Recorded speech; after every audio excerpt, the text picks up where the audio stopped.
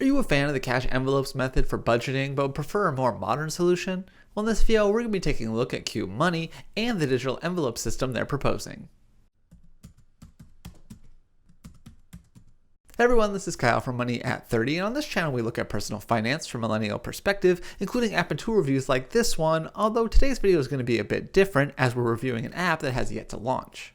When I attended FinCon earlier this year, I was introduced to several new apps and services I was excited to talk about. Among them was Qube Money, previously known as Proactive Spend. From what I learned, the service attempted to update the classic cash envelopes model, but ran into tech issues along the way, leading them to halt operations. Now, rebranded as Qube Money, the concept has apparently been upgraded and is expected to debut next spring. In the meantime, with Qube now open for pre-orders, I figured it was worth taking a look at the app's main concept, what I like about it, and where I have some hesitations. The biggest thing to know about Qube Money is that in order to get the most from the service, you'll need to utilize their app as well as their unique debit card.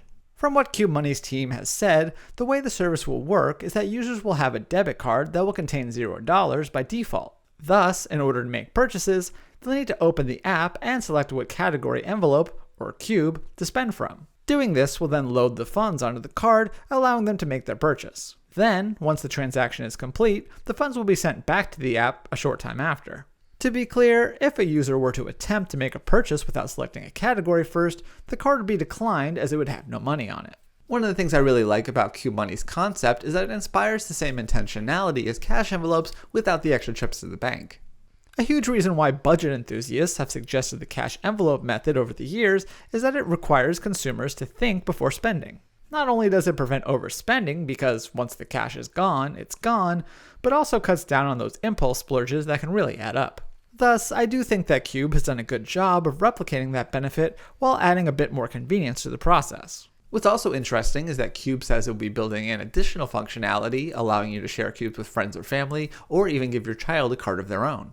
Given the popularity of peer-to-peer payment apps like Square Cash and Venmo, it sounds as though Qube will be adding a social element to their app as well, albeit in quite a different way. Currently, the company says it will include a way to share cubes with other users, allowing each to spend from it. This could come in handy for co-vacations, buying concert tickets, or splitting the bill at dinner. Plus, Qube Money says it will offer a family plan that will include kids cards so that you can start teaching your children about money and budgeting from a very young age. Finally, in terms of price, Qube is currently offering lifetime subscriptions for a limited time, but is expected to have plans starting at $8 a month at launch.